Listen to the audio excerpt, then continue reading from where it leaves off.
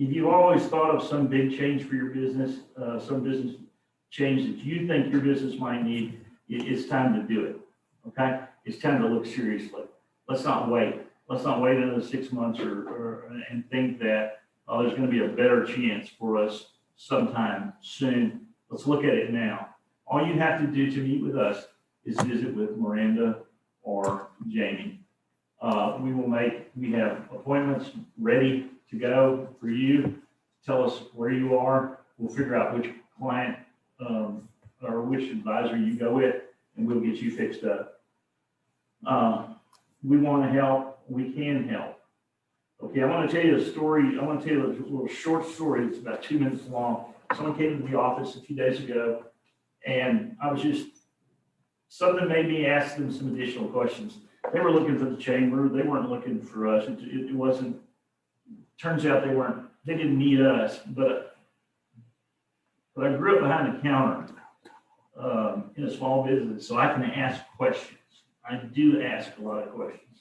And so I started like, what is your business? And what are you doing here? And she said, we're looking to put on a show. And I, well, what kind of show?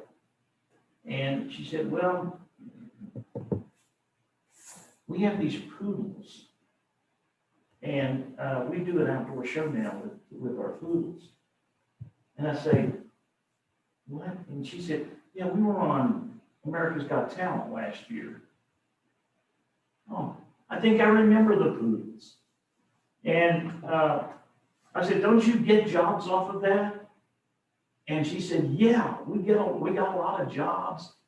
Like we got NBA halftime shows. Wait a minute, there was no NBA, you know? So they had to figure out a way to make money, how to keep their business going, how to stay alive.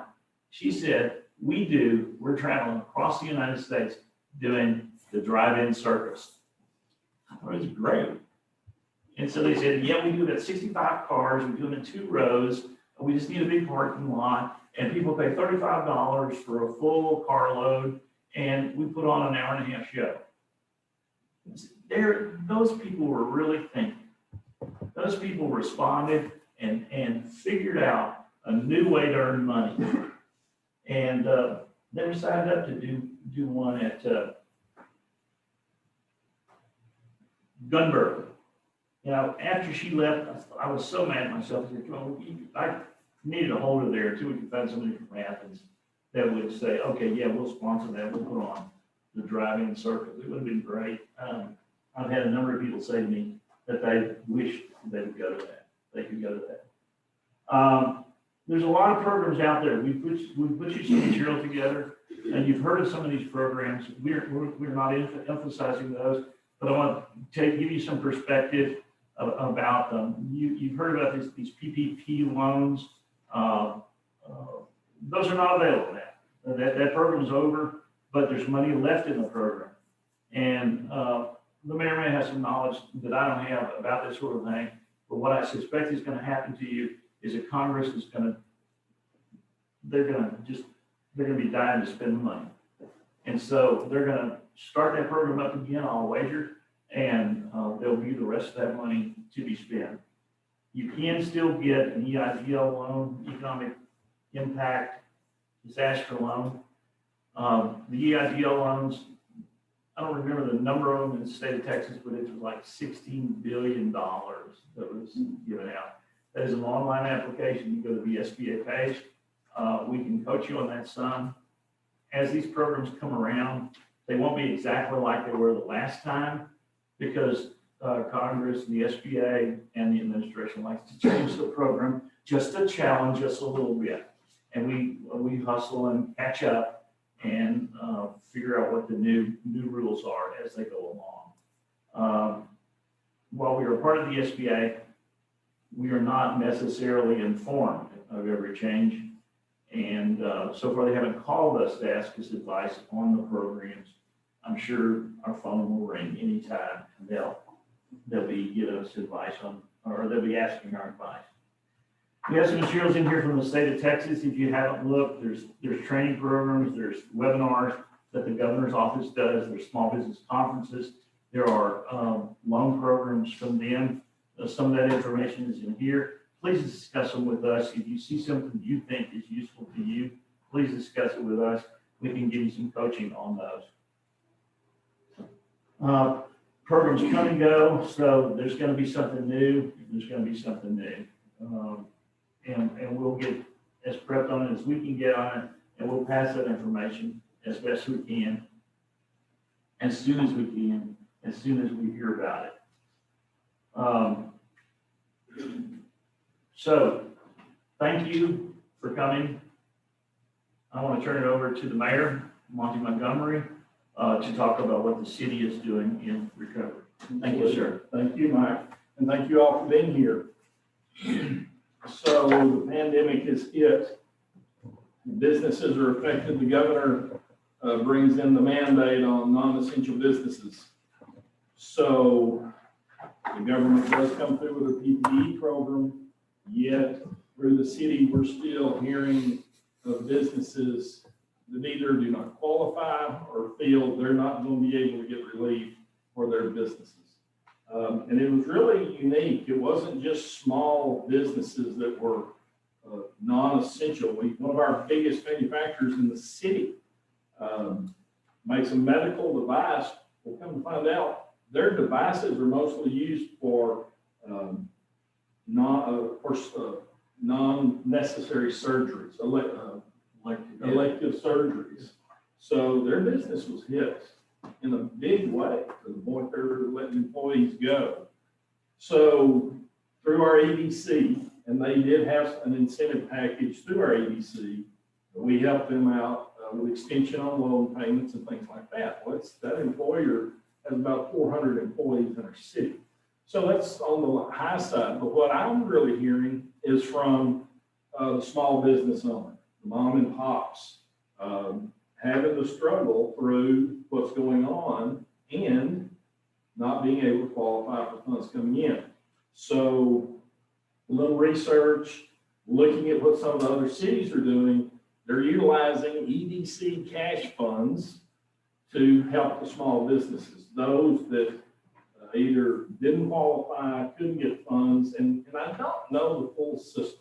I don't know exactly why some got it and some didn't, but we do know one of the ones that applied had gone to 3 different banks, and they were waiting and waiting and waiting, and their business was dwindling. They had made payments using their cash reserve to the point they had no more. So met with, we called a meeting, myself, president of our EDC, our city manager, and our EDC director. So our EDC right now has some cash. And for those, and let me see, show of hands, who lives outside the city of Athens? Okay. Athens is a unique situation between Tyler, between Dallas. We haven't got the growth that Forney, Terrell, Kaufman is getting now. We're just kind of in a location we're going to grow, it's just not here yet. So there is some cash in our EDC reserves. So we brought the meeting together. We agreed to utilize some of those funds to help the businesses that fell through the cracks. $150,000, I think, was brought forward to go out for the first time. And I applaud Mike, who was in our meeting. And I'll never forget one of the things that Mike brought forward, and he was so correct. It's not the amount of money you're putting out there. It's showing the citizens that you're wanting to help, that you're taking the initiative to help those that have fallen through the cracks. So, and it was wild. As soon as we put it out there that there were some funds available, those small businesses started coming forward. So we did one round, and it was for those who had not received any PPE funds. It was a good turnout. The businesses that received the funds are still in business today. And then it was opened up a second time, and the PPE requirements were relaxed. And we just finished that round, and those qualifications are coming in. Some of the businesses that applied had already received substantial government funds. Those were vetted and did not receive funds this time around. Glad to see they applied, and I think as a small business owner, we should apply for those funds any opportunity we can. We turn them down, maybe we won't be the next time. It's a learning process the whole way through. So we had great feedback on the program that the EDC and the city put forth. So proud we did it. There are still funds there. From my seat, our cases are going up in Henderson County. Well, it's not just from my seat, just the latest information we received. Corona cases are up in Henderson County. So I hope that our EDC, our council, will be there again if needed when the citizens can't get anything from the government. So, you know, we still have cash in the EDC account. And, you know, Athens is, we're not Mayberry RFD, but we still know our neighbors. We still meet people that come to town. We try to take care of each other. So I hope we will be there to help the ones we can with those funds. Just a quick question, if I could. Sure.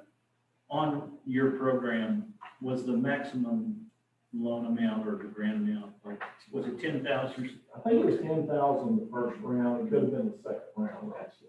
So you think you have 50,000 or more probably left? You could. I think the last round, I think they used all. Oh, they used it all. Okay. There were two different rounds. Yeah. Okay. Anything else, sir? That you? No. We'll have questions for you at the end. Perfect. But as chair of the meeting, I sort of have some privilege. I can ask you a question. Absolutely. All right. So we are now to the portion that Kelly will take care of about the training programs available at the college, ways you can retrain your employees, anything that you can do to lift their skills for the challenges that you're facing. I do want to say, just to whoever's out there listening, I can't really tell, we do have masks, but we are social distance, so we don't want anybody to be upset because we're not wearing masks, because we are social distanced. So we are safe and going by CDC protocols. So just throw that out there. I'm with TVCC, Associate Vice President of Workforce Education, began that position June 1st, and we have taken it and run as fast as we can, trying to meet the needs of the community.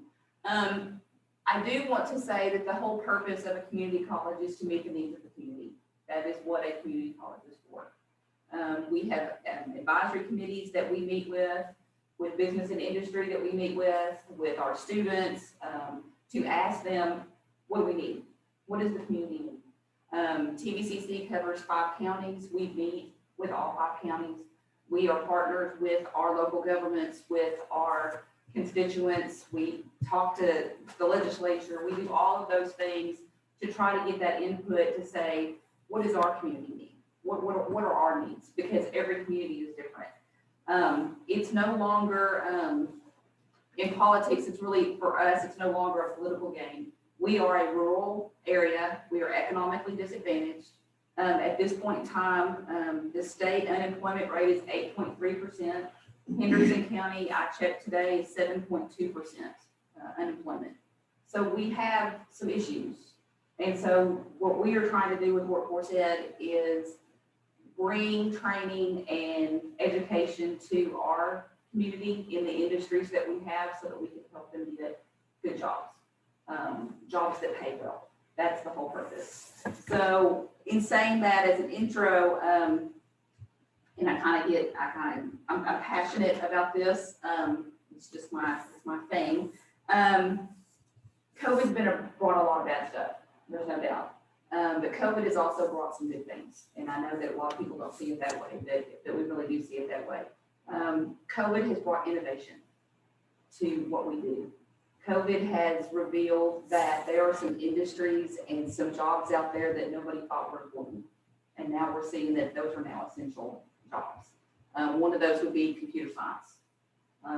If I had known that Zoom was going to take off like it did, I would have invested when it first came out because they are rolling, right? Same thing with cybersecurity. We were in Terrell last week, had a company come forward and said, hey, can you help us do some certification testing? We're a sanitization company, and we sanitize hotels. Who would have ever thought that that was going to be a thing? But it is.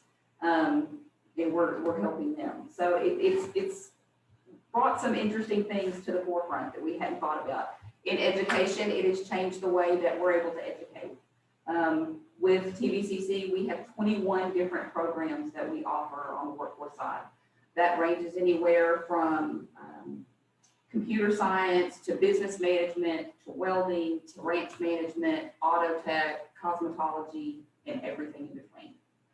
So we have a little bit of everything for a little bit of everybody, if that's what they're looking for. So in saying that, I mean, within those 21 programs, we have got multiple different kinds of certificates, short certificates, long certificates, associate degrees. We have industry certifications. All of that is available. With financial aid, we walk you through it. We have a new workforce advisor that all she does is advise people on who are trying to retrain or find a new career or who have been unemployed or going, I need something, okay? We have got a student now that is a former attorney, and he decided he needed a career change. He's in welding. That's a vast change in his career, but that's what he wanted to do. He was tired of the law. He's tired of the stress. He wants something that he feels good about. It's great. And we're happy for him, and we're happy to help him. So I also want to talk about how we have these pathways. So a lot of people do not know what the college does on the workforce side, and I'm just trying to give you like a synopsis. We also have a 254-acre ranch with a Charlotte. Beautiful. Follow us on Facebook, follow our webpage, because we're out there, we're posting every day, we're putting pictures out there because we want the community to know that we have a lot going on. We have a ranch management degree. Our two instructors out there are phenomenal. We have a beef cattle show team. We have a rodeo team. We've got all of these different things that we have going on to get people engaged, to get the community engaged, to gain that support to help our students move forward. Right now we have students that range anywhere in age from actually 14 all the way up to 70. Okay, they're doing everything under the sun. I say 14 because we have dual credit at all of our in all of our counties. They're all doing workforce pathways as well. So they're getting those certifications before they ever get out of high school, which is awesome. We have a way to streamline and maybe start from the very beginning and work your way on up. We have an ESL program, which is English as a second language. So if you don't speak English, then we can start you there. We can teach you English. We can transfer you into a GED program if you don't have any kind of high school equivalency. And then we move you into the certificate program. All of our programs stack, which means that we have a 9-semester credit hour, which is 1 semester certificate, and they stack. And every time you take another certificate, it leads you to that associate's degree. Eventually, you graduate, you've got a certificate, you've got certification, you may have an associate's degree. Some of our programs may transfer into a university. Okay? We want it that way so that there's no waste. You're not wasting money, you're not wasting time, and you're not having to take needless classes that lead to nothing. Okay? We want it to be that way, and it works really well. I'm kind of biased, but I think it works pretty well. So I've talked about that. With us moving into stackable degrees, you may have somebody that goes through our business management program and says, okay, I want to be an entrepreneur. Okay, so we can send them on to the SBDC and go, okay, now Michael and his team can help you develop a business plan and can help you do that.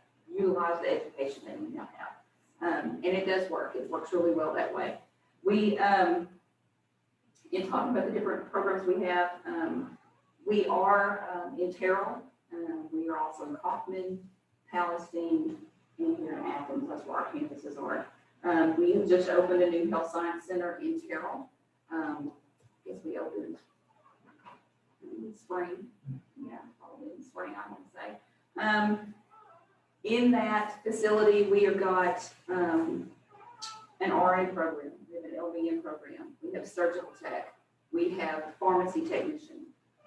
We have partnered with all of the area hospitals to be able to have interns and preceptors and actual clinicals at those facilities. And so it's been interesting for COVID to be able to offer some of those programs and having to move some of this stuff online that we wouldn't have done. Our programs that have continued to meet face-to-face through all of this have been welding, auto tech, the nursing, of course, all the health occupations, our cosmetology, and our auto tech, and that. They've continued to meet face-to-face.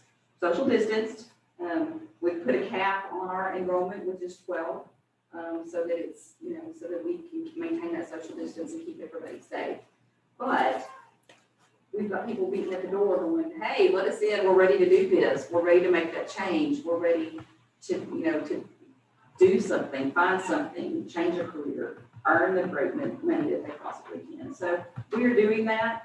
Of course, I talk about workforce, we also have academics, so we've got a general education pathway, we also have a teaching pathway. Those two different pathways can lead to a university. We have lots of partnerships and agreements with universities all over the state that those programs can transfer into. So if you're wanting to save some money, starting at your community college will save you a whole lot of money, and then you can transfer into a university, so it doesn't cost quite as much. Through COVID, we've had a lot of students that have left the university. They came home at spring break and didn't go back. They came back from A&M, they came back from UT, they came back from Sam Houston and said, we can't go back, they've shut the universities down, what do we do? Well, we got them. Because they can take those classes, they can take English and government and history and all those classes, and those classes will transfer back to their university when they're able to go back. So we've done a lot of that. So there's a lot of reverse going back and forth. We've got a lot of classes online. We did a soft open to open the college back up on Monday. Gone pretty well. We've been closed to the public since March. But we are open back up, and so we are welcoming the community into all of our campuses. We are ready to advise, to register in person, to talk to you about what your needs are, what community needs are. We've continued to hold business meetings and advisory committee meetings via Zoom, which has been most interesting. But again, like I said, if I had any idea that Zoom would take off like it has, I would have so invested in that so quickly. But I didn't get to do that. So we're doing a lot of great things. We want to make sure that our community is served, that we're offering what's needed. We're looking at some new programs. We've got a couple of new programs that are starting in the spring and fall. Cybersecurity and cloud computing are two new ones that we're very proud of. We have a court reporting program that we were just hoping for 8 students. It's a new program. We were just hoping 8 students will be great. We have 15. It's just taken off, and it's quite popular.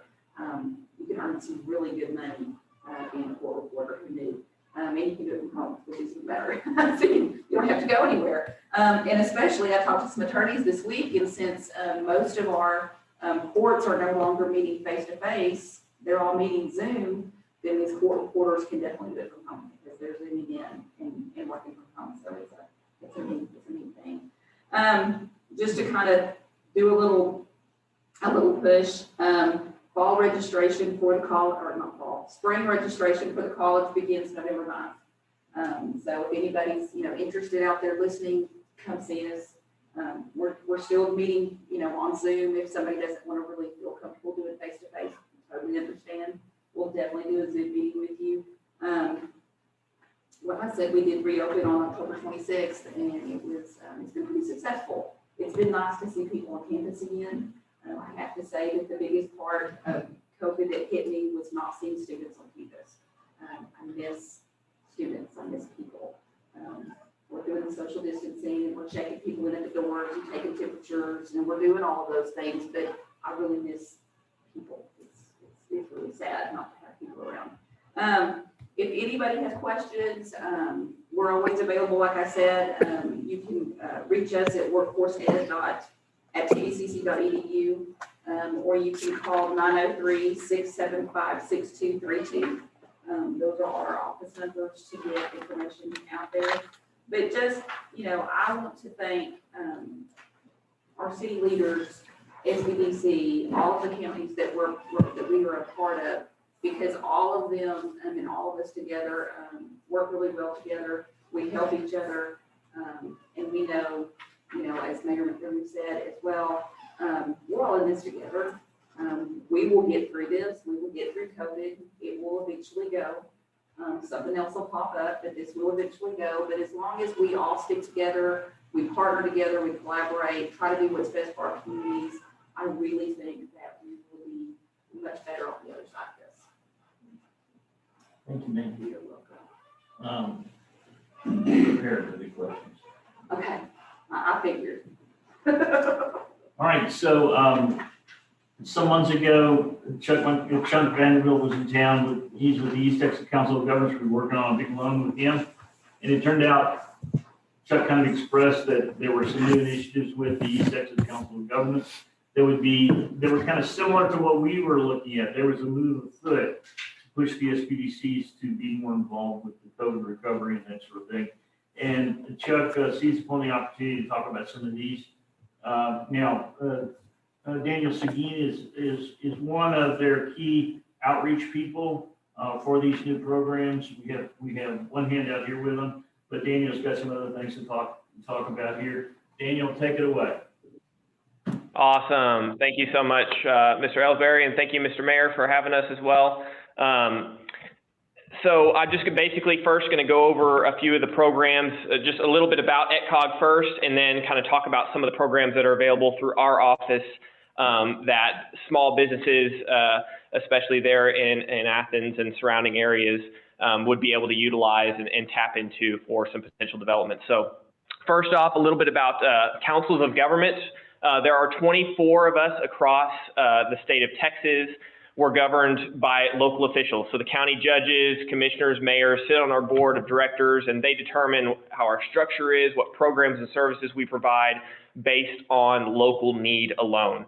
So we don't just come up with random programs for the area. Our local elected officials decide what those programs should be. And most of our funding, it comes from the federal and grants. So really, we take very few local dollars and we turn those into hundreds of dollars from the federal government to be used here in Texas, especially here in East Texas, of course. Map of Texas with various different regions for the governments, of course, for Region 6 there on the right side. We cover 14 counties, so can be lots of driving during non-COVID periods of time. And what services do most COGS provide? Primarily, if you need to find a career, receive job training, catch a ride with the transportation, get a warm meal, especially for our aging population, discounts, loan for your business, community and economic development and solid waste grants, grant writing administration, etc. So there's all kinds of different programs that are available from COGS, and every COG offers a little bit different suite of services since they're local officials, what those are. And here's kind of a closer up of areas that we serve.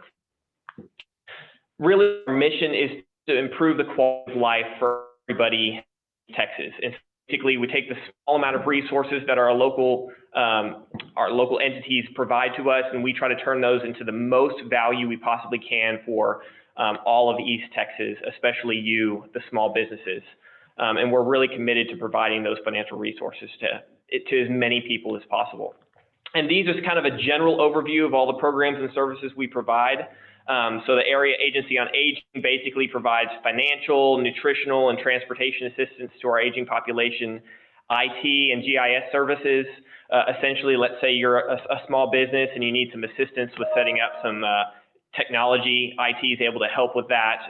And then with GIS, if you needed some sort of mapping, maybe there's a large campus or facility you're wanting to purchase or have a proposal for that can help you with some of the mapping that's needed for that. With regards to public safety, we handle all the 911 addressing and those systems. We implemented the text to 911 here in East Texas fairly recently. Public transportation, that's really huge. If you guys are hiring individuals that come from low-income backgrounds, maybe don't have their own form of transportation, ETCOG is a good resource for that, as they can get transportation to and from work using the GO buses. Our workforce programs provide training, retraining, as well as just assistance for the workforce to find jobs. So if you're starting a business and need some employees, that'd be a great place to go, just to post that job, participate in job fairs, things like that. And then, of course, our economic development, environmental programs, and regional loan services that I'm going to go into detail next. So with the workforce and economic development, there are, I believe it's 5 workforce centers across East Texas, along with our mobile workforce units. And those go around and, of course, provide those events, those particular job fairs and things like that, and retraining events for individuals across the we also have the child assistance. That's one that's huge. If you're hiring some employees that maybe have a lot of young kids, maybe it's a single mom that you're hiring or a single dad, and they need some assistance to be able to actually show up to work with childcare, and they don't have the funds to pay for it. ETCOG actually subsidizes and helps individuals find affordable childcare. So that's a really good resource to hold on to as well. With regards to regional loan programs, this is going to be probably the most part that makes you most interested. We have 2 loan programs that directly loans to small businesses. And of course, Mr. Ellsbury would be able to direct you and help you through the process of applying for some of these loans. But the SBA 504 is the biggest one. They're able to provide up to a $15 million project. So $5 million could come from the SBA, and then 1% of that would come from you, the borrower, and then 50% would come from a partner organization such as a bank. That would be a interest rate. Right now, it's just under 2.5%, and you can get up to 25-year term on that loan, usually for fixed assets, so things that are attached to the ground or things, renovations, things like that. Some people also use it for a combination of multiple loans, but there's some different technicalities with that, so you'd have to talk with Mr. Ellsbury and Chuck Vanderbilt here at our office about, if some of the loans that you have are eligible for consolidation under an SBA 504 loan. The other loan program is the Chapman loans. These tend to be a little bit smaller, so they're in your $50,000 to $100,000 range. They can be up to a 20-year term, and it's fixed interest rate at it's 2 points above prime. So right now that would be about 5.25 would be your interest rate, and that can be anything from fixed assets to operating expenses. So that's a very versatile loan program, and it might be a very good option for your business if you're just trying to do some small upgrades, or you're coming up a little bit short this year because of COVID-19. That might be a good option for you to be able to fill in the gaps. And the last loan program we have currently is our Community Loan Center. Basically, what the Community Loan Center does is it provides an alternative to your employees for payday lending and title lending. So essentially, it's an employee benefit, doesn't cost the organization a dime, and essentially an employee could get up to a $1,000 loan at a fixed interest rate. I believe it's over a 5-year period. And they can even renew the loan if they get down to $500. They need another $500. They can re-up basically and get an additional $500.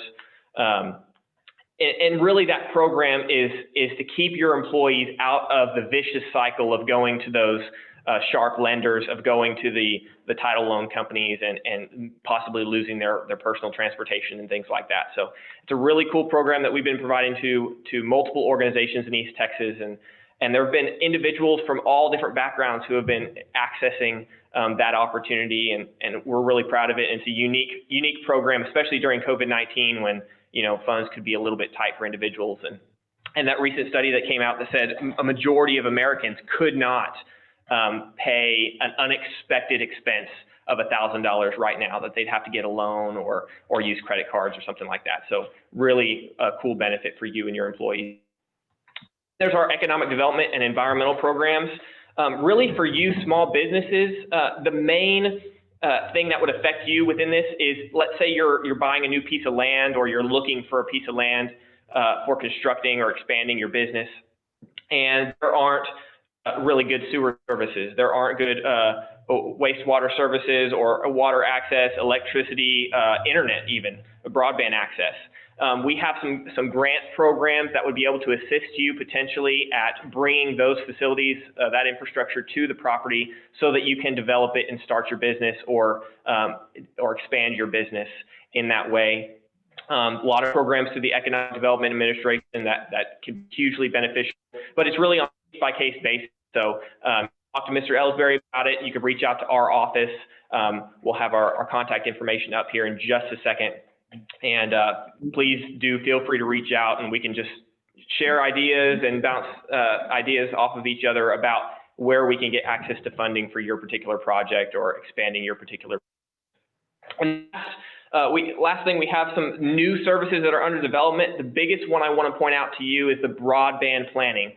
So again, if you have a small business there in the surrounding area in Henderson County, you're able to reach out to us if you do not have access to broadband internet currently. We're working on a regional broadband plan to expand access to internet to businesses and community members. So if maybe you have some employees who need to work from home, but they don't have access to the internet, that's important information for us to know so that we can develop projects where you live, where you have your small business, and expand internet access in your area. So we're really excited about that. We're coming to a place where we're actually about to start planning and building out these projects. It's been a decade-long effort, and we're finally at a place where we can make some real change in East Texas. So we're really excited about that. Here's contact information for Chuck Vanderbilt in our office. He's going to be your primary point of contact if you have questions about the loan programs. If you have questions about grant opportunities, I'm your main contact. But the phone number on the screen is the same for both of us, so you can call that number and reach either one of us. Again, my name is Daniel Seguin, and I'm the Economic Development and Disaster Recovery Coordinator, and I'm able to assist you with any of those grant programs. So if you guys have any questions, I'm available to answer those now. Stay right there, Dave. Any questions? Questions tonight for anybody here? Any questions on Zoom? Well, I got a question. Yes. Listening to all, Texas, and I've also self-employed. And it seems about the latter part of April being self-employed, picking me up and getting work. The lady knows that there the stuff that I've gone through to try to get a loan. So I went to the EDIL for self-employment. I applied, I got a number. Every time I go to my password, to get a password, program wouldn't work. I've gone what day, who I talked to, what time, how long, and talked to, either got hung up, or got, well, our IT department is official, they'll be back with 2 days. I've gone through that for 16 times now. Got it written down every day. Some people just hung up on me. Some people gave me their name and number. Some people said we don't give out their number. I mean, it's just unbelievable what I have gone through from an individual being a self-employed. Just to finally get a loan for my business being self-employed. I represent a company that with conventions and trade shows. Conventions and trade shows went flat. Yeah. There's not a city where to do a convention. So out of our 250 employees that we had, the company I represented, I was executive VP of until 2008, and I stepped down. We've got 44 left. And another 44 is next week. Half of them going to be unemployed, and the other half is going to take another reduction in pay. I mean, it's scalable for our industry. And one of the shows that I do in January got canceled yesterday, so time's not good. But just trying to get the SBA and the loan thing, what I'm going through out here. You know, I even sent a complaint letter. Nothing happened. I was one individual go about this and saying, why is all this stuff available to hear all this new stuff? And nobody cares. Yeah, it's a problem. And I mean, you're not the first person who said this sort of thing. I think there's a record. Mr. Ellsbury, Yeah. would you be able to repeat, I wasn't sure if that was a question or not. It was kind of cutting in and out pretty bad and muffled. Would you be able to repeat his question? Yeah, this is a question, this is really comments about the struggles in dealing with the SBA on the EIDL loan in particular. Okay. Self-employed. And I was about to suggest one thing, and you suggest something if you have it. We have a contact in the Lynn Student's office who's been helpful on some things like this. Miranda will get that name and send it to you, sir. And I would, I think you need to contact that person and give them your information and see if she knows a particular person to call that could resolve. But let Miranda, I'll get it to Miranda, or we'll get it, we'll go over it, and that'll be in your hands tomorrow. Okay? All right, I appreciate it. And secondly, I don't want it to work, but we run into a lot of problems in the city of things. I was asked if I would be a financial officer in the city back in January. And I've been in business for a long time and doing business sold and bought and all this good stuff. We're burning a lot of rocks and stuff like that. Obviously, I'm sure you guys have seen the newspaper. There was good frauds in the city of things and people were arrested. And so we're still working on the final office. We're going through the whole process of things that's supposed to be done for the state. We're working on stuff, but in the meantime, still want to work on that, working on the development program. Because it's kind of like the city of things, the city of things doesn't offer. Well, I'll be honest with you, that's police department. Anything else, no, we want to be town squares like that. And we don't, it's just a lot of it. We have to defend the very little revenue for sales tax, so we just those people there. But anyway, we're working through our stuff and everything else, and it's going to be just fine. But working on economic development program for the city. And I know that today is the first time I did that. That's one of the things, the highways that go through this 198. And I live basically almost at 198, and there's a lot of traffic. And if you're there on weekends or anytime you want to go to Denver, City, traffic and stuff, to go to the Walmart for Berkshire's and all that, it's can be unbearable, especially on weekends and summer.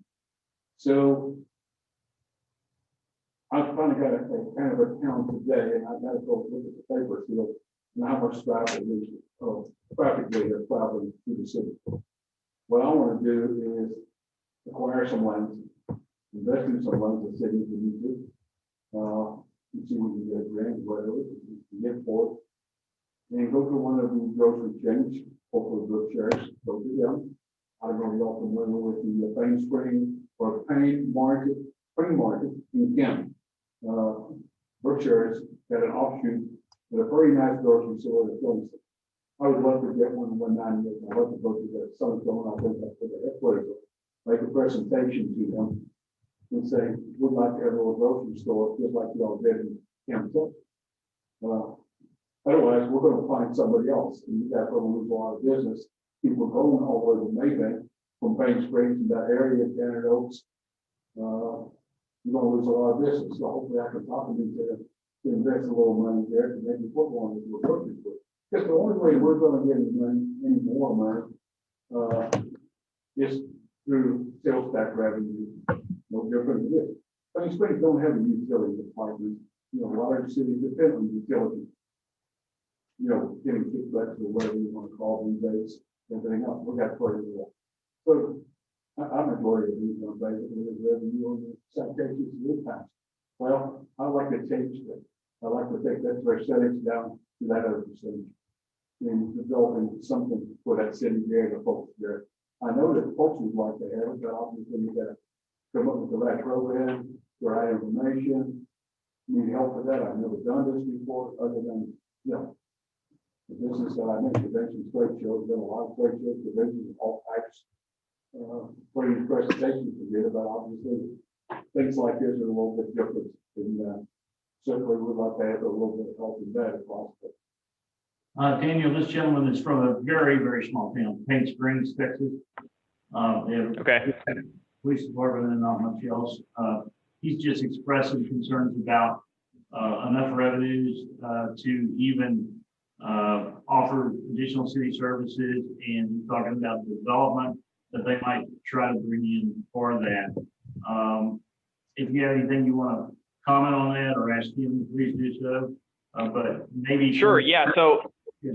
that's exactly the kind of situation that the community development block grants are set up for, where might be a small town or a city that doesn't have funds to be able to improve or expand city services, and where that expansion would actually provide an opportunity for you, the business owner, to increase the business, increase the number of employees who are there, et cetera. So that's exactly what these programs were developed for. And we would definitely be interested in helping you and the city to get access to those funds and improve the facilities and the infrastructure so that you can start or expand your business.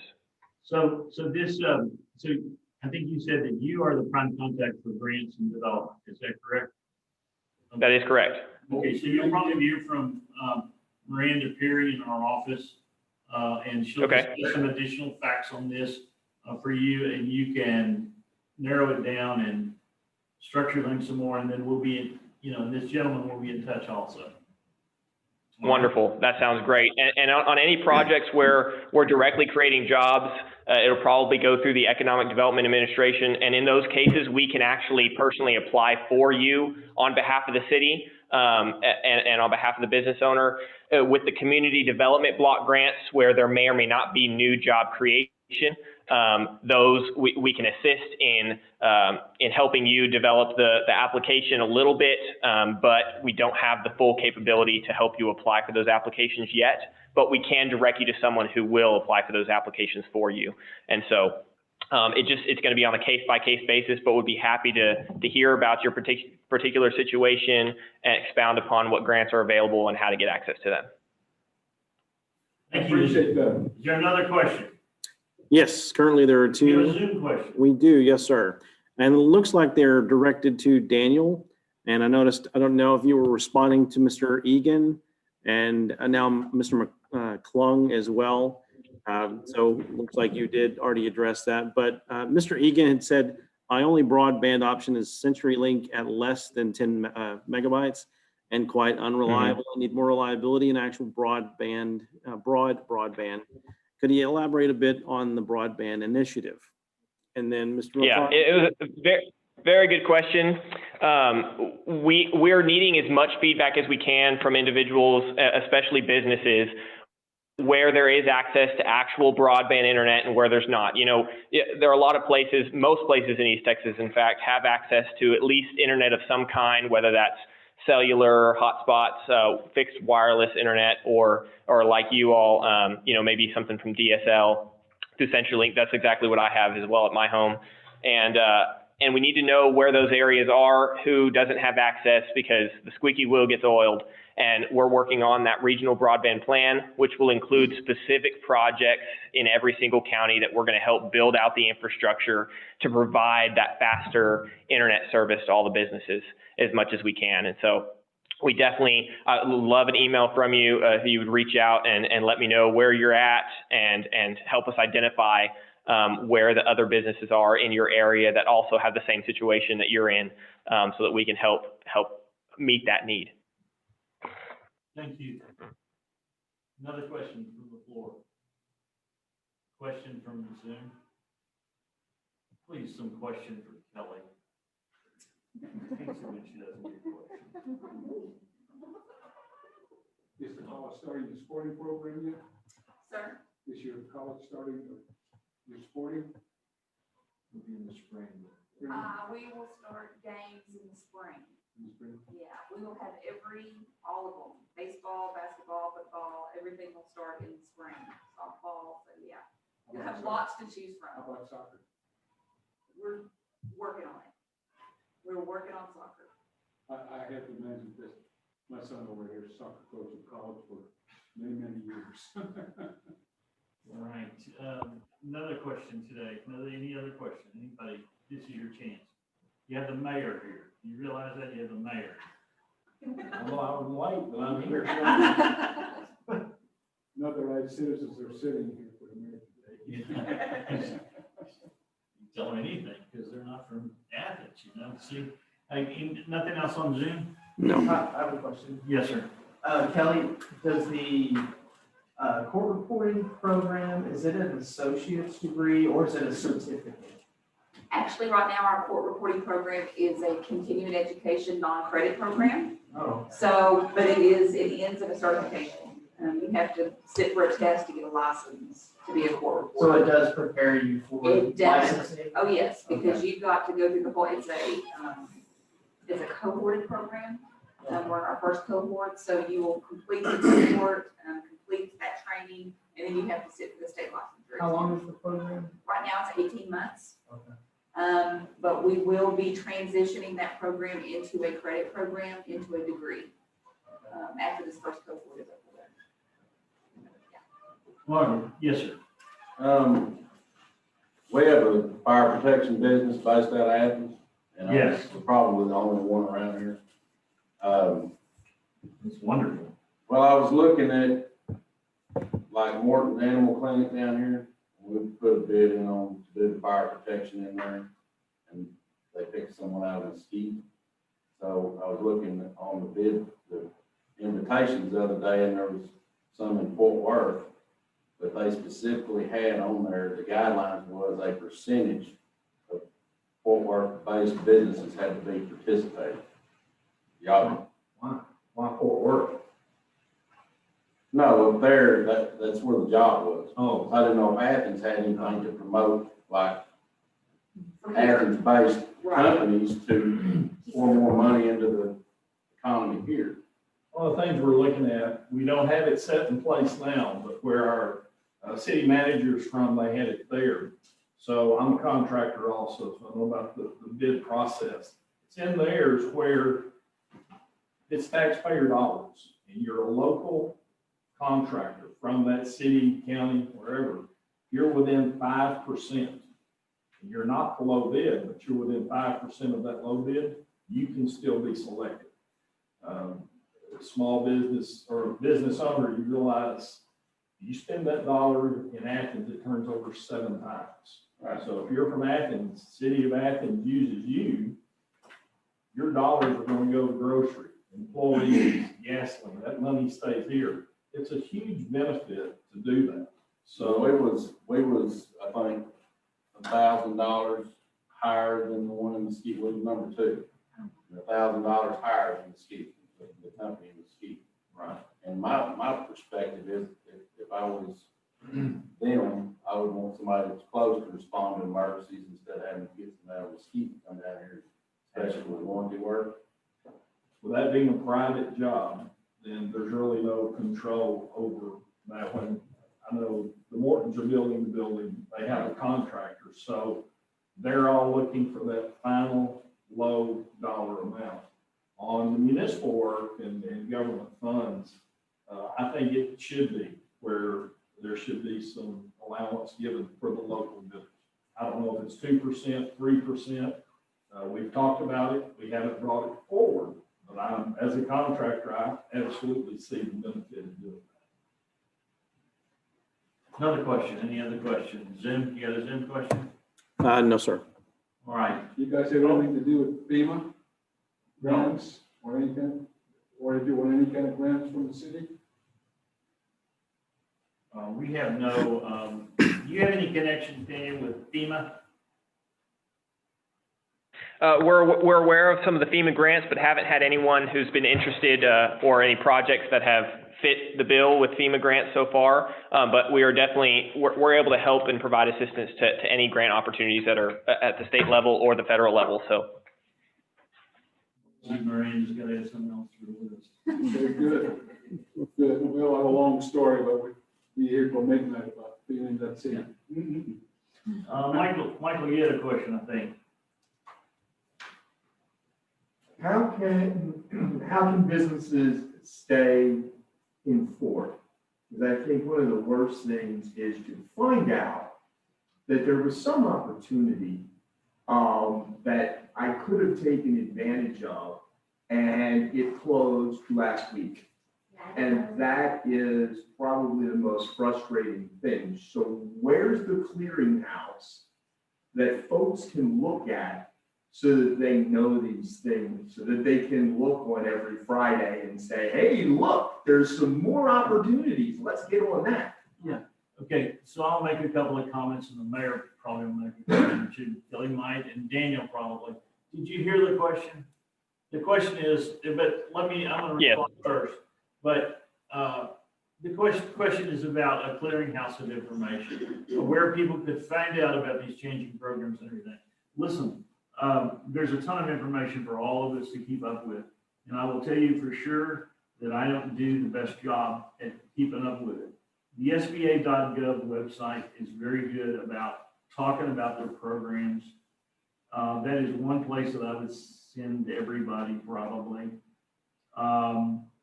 But it's a struggle. You have to set aside some time. You have to set aside some time and really make it a point to look at some of those programs.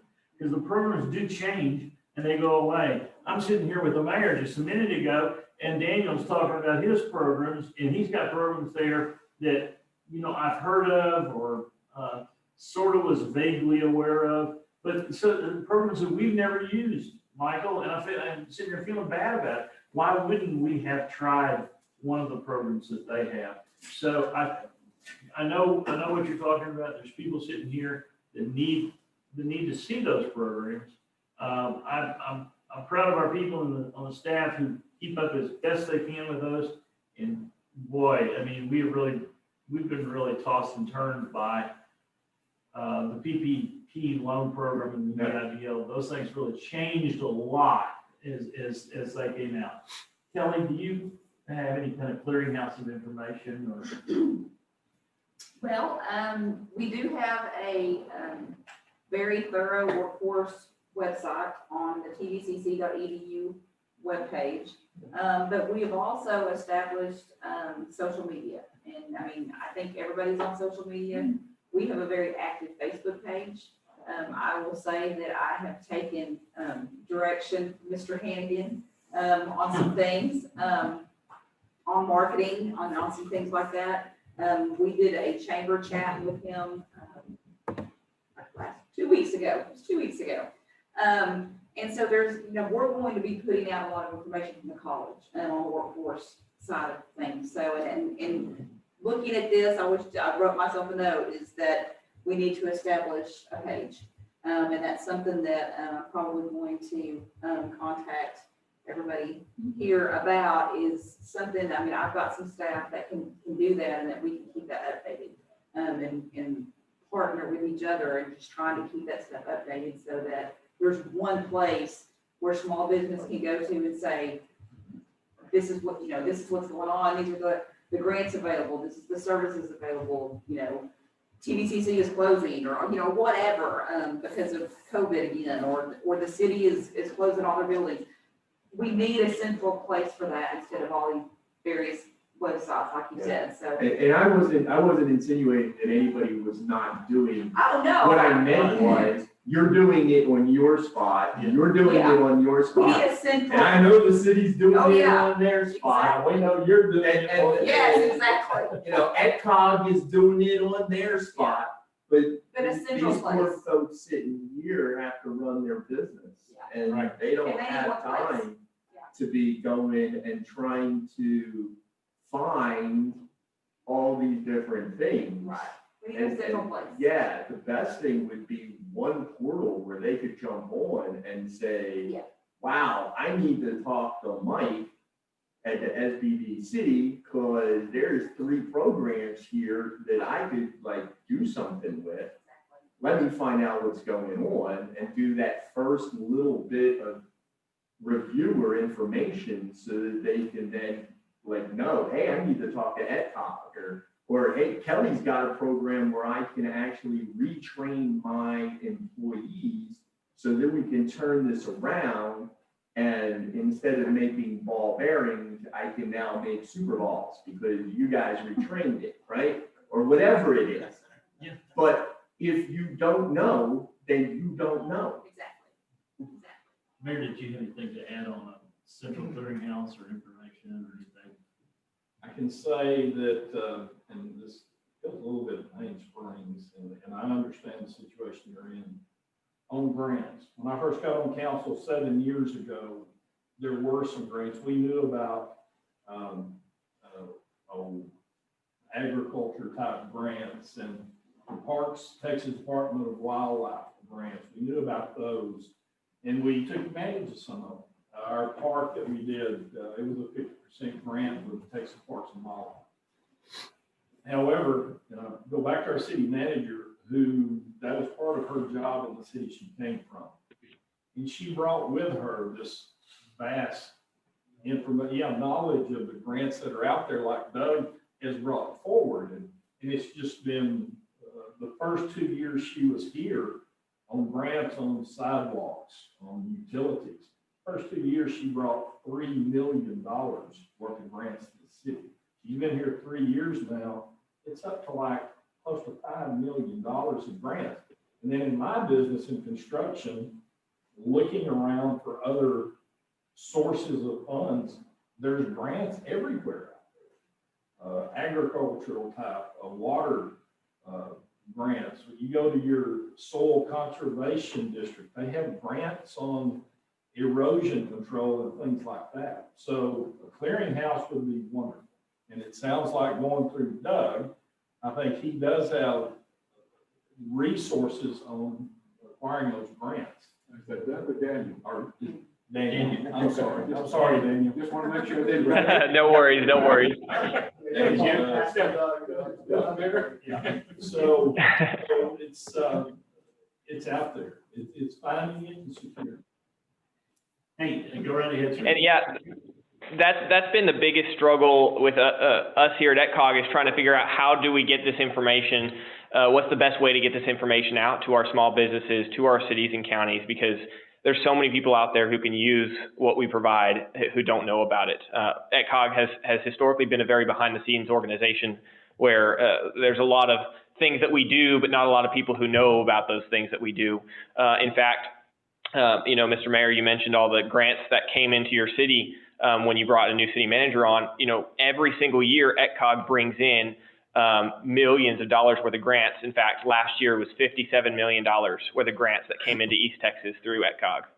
And so it's a huge opportunity for our businesses and for our community, but it's just getting the word out there. So really, if you have a project or of somebody who's working on or needs assistance with their business, we always point them to the SBDCs here in East Texas, because they are our #1 resource for us to get information out to the business owners about these grant opportunities. We're actually working on a couple of things. #1 is getting our email list back going again. And you're able to find that on our website at etcog.org, and clicking on economic development to access that newsletter. We're working on getting that up again, as well as we want to have at least a yearly event to talk like this, to talk about what programs are available through ETCOG, as well as the other organizations like the SBDCs here in East Texas. But ultimately, really, like Mr. Ellsbury said, it really comes down to the business owner, unfortunately, to do some digging and some research to figure out what is out there and what's available. And that's why I always point individuals to the SBDCs, because they can kind of be that hub to say, okay, you need to talk to ETCOG, you need to talk to the community college, you need to talk to the mayor and these different individuals to figure out what's available. When it comes to grants, we have multiple programs that we pay for here at ETCOG for grant research and finding opportunities out there that we even didn't know about in various categories. So that's what's really cool. When you bring a project to us, we may not have a solution right offhand or a grant right offhand that we can find you, or that we can tell you about, but we can get out there and do some digging, do some research, find the grant opportunity, and help you apply for it. So, sorry to be a bearer of bad news, but, Who are you talking to? huh? Everybody? That's not all. here's the situation, we have people coming to us all the time wanting a grant. They want to open such and such business, and they've got 50,000 to put in it, and they need a $100,000 grant or something like that. They want grants all the time. Now, we don't find grants to start businesses. We are not to that stage in the economic system that this country operates under yet. Okay, now where you can likely see grants, or where we more likely see grants, is by the EDC, who does an improvement grant, or decides a section of the city needs to be fixed up to make it more appealing, and it's an entryway to the city, and they announce a certain amount of money, and you can apply for money that, and you're gonna put up half of whatever the improvements are that you need. And let me give you another example. In Palestine, downtown, it's it seems like there's always money available in downtown Palestine. That may not be the case anymore. I haven't asked recently. But if you improve the facade of a downtown building, there's so many of those buildings that are historical and everything. There has traditionally been money available. If you were willing to put up half of it, they will supply some money to you so that you can do that project. Now, in terms of just starting a business, they're not there. And in fact, so often what you find is that there's a component of this where a grant that, even I heard it some in what Daniel was talking about, an EDC is involved in the kind of grants that they're talking about, or the city is involved, or sometimes a quasi-governmental organization that are a nonprofit is involved in these. And those are more likely eligible, those grants are more likely eligible through those organizations. Now, so we don't even research grants anymore. We ask people and we tell people, if you find something that will work for you, if you find a grant that will work for you, we will help you get it. We will help you with the paperwork, we'll help you advocate for yourself, et cetera, et cetera. We will do that work. We're not going to go search for a grant that doesn't exist. Okay, so you got to bring it in to us, and then we'll work on that. Okay, And that's where we can fill that gap a little bit, where we can do some of that research for you and figure out who the primary applicant should be based on the project, and then Mr. Ellsbury can help you bring it to the finish line. So I would say though, and just to soothe those comments just a little bit, what you see more and more now with people is it's a combination of funding sources, because people don't have all the money they need to get their business started. So maybe they do some crowdfunding. Maybe they raise some money from people that might be customers, or maybe they have some family money that they're going to put into it. And maybe there's some kind of consideration that the city or the EDC can help them with. Well, those are not as common as they used to be, but sometimes there's a little bit of that money. We will upgrade your sidewalks or something in return for the investments you're going to make in this piece of property. Whatever it is, I'm not binding the mayor. He's not promising to supply these. I'm just trying to give you an example. But you see projects now, it's not just a person pulling their money or going to the bank. There can be 3 sources or 4 sources of money to make something work. Every projects are more expensive. Financing is hard to find. Financing is still hard to find. And these banks,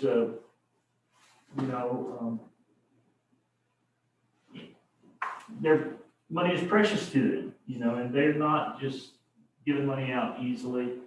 Now, with some of this PPP stuff, the credit standards have been loosened because the national administration, the SBA, wanted money out in people's hands and needed money out in people's hands. And so now the standards for some of those loans were loosened. Now, if you go borrow money directly from the bank, they've got the same credit standards they always had. So you got to be prepared. It can be a long process. I'm sorry to ramble on that. I've spoken too long. No, I appreciate it. It's because you saying you only know what you know. So, we're on a lot right here. Mike, can I expand just a little bit on that? Yes, sir. The city of the Athens EDC does have a business assistance grant through our Economic Development Corporation, and does go into facades and building improvements, especially on certain parts of town. And it's not a full grant, it's a maximum amount, like $10,000 or $12,000. So you come in, you build, you buy an existing business, there are funds for that. And then, of course, on the other part of the EDC, when you bring your business into town, there are loans, forgivable grants on employees and things like that. It still goes back to knowing where to go and how to do it. And the EDC really this year has partnered up with the small business office here, which is in the same building, to really try to make funds available and bring these businesses in. Okay, any other questions? I don't. All right, I move we adjourn. Is there anything else? No questions on Zoom? I'll tell you, we got lucky on one of those people that was on Zoom. I'll talk to you about that later. Anyway. Okay, we thank you so much for coming. Thank you. We appreciate it. I hope this was helpful. I wish we had a bigger crowd, but we hope that we got some important information to you. Please come and talk to our advisors. Please come and talk to any of us about what we need for you, and we're interested. The slogan for the SBDC is "Your success is our business." That's not our current. It's not a slogan now. Your success is our business. I think it's a great slogan. So we're interested in your success. Thank you, boss. Thank you. Okay. Thank you. Thank you all very much. Appreciate it. Thank y'all for having us. I appreciate it. Andy, way to go. So I saw your Appreciate website. My appointment,